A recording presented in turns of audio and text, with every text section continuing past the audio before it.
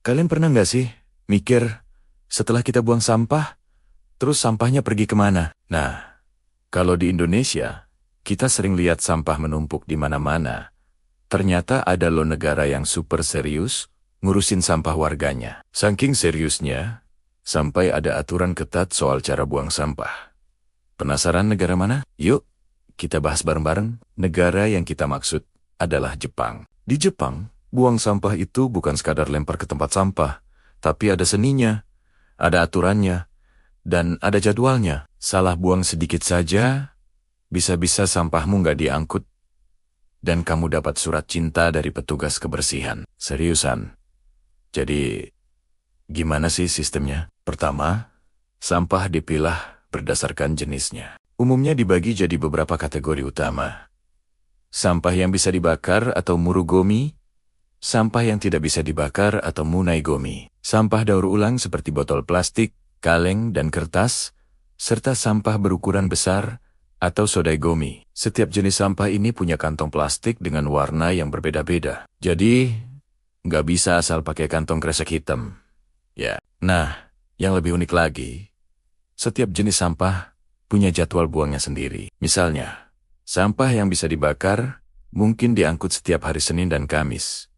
Sampah daur ulang, seperti botol plastik, cuma diangkut setiap hari Rabu. Jadi, warga harus hafal jadwal ini. Kalau kamu kelewatan hari buang botol plastik, ya terpaksa kamu harus simpan tumpukan botol itu di rumah sampai minggu depan. Kebayangkan? Kalau lupa terus?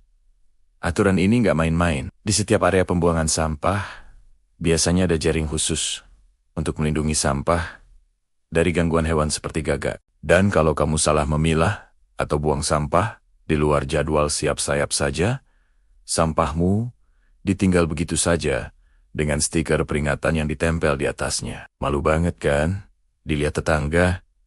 Kenapa Jepang bisa seketat ini? Semua ini berawal dari kesadaran mereka akan lahan yang terbatas dan pentingnya menjaga kebersihan lingkungan. Dengan sistem pemilahan yang ketat, proses daur ulang menjadi jauh lebih efisien. Sampah yang bisa dibakar akan diubah menjadi energi di insinerator canggih yang asapnya minim polusi. Sampah yang bisa didaur ulang akan diolah kembali menjadi produk baru. Jadi, hampir tidak ada sampah yang terbuang sia-sia. Sistem ini memang terdengar ribet banget di awal, apalagi buat kita yang terbiasa praktis.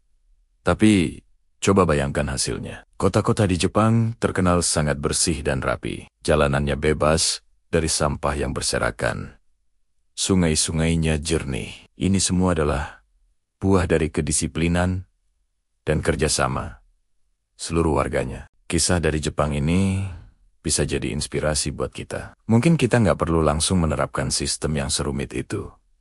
Tapi, kita bisa mulai dari hal-hal kecil. Misalnya, mulai memilah sampah organik dan anorganik di rumah. Atau, tidak membuang sampah sembarangan saat di jalan. Kedisiplinan kecil yang kita lakukan setiap hari, kalau dilakukan bersama-sama, pasti akan memberikan dampak besar bagi kebersihan lingkungan kita.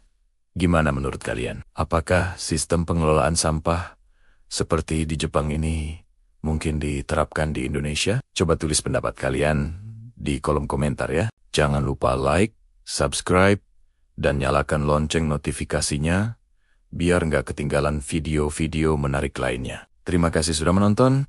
Sampai jumpa. Jangan lupa like, subscribe, dan nyalakan lonceng notifikasinya biar nggak ketinggalan video-video menarik lainnya. Terima kasih sudah menonton.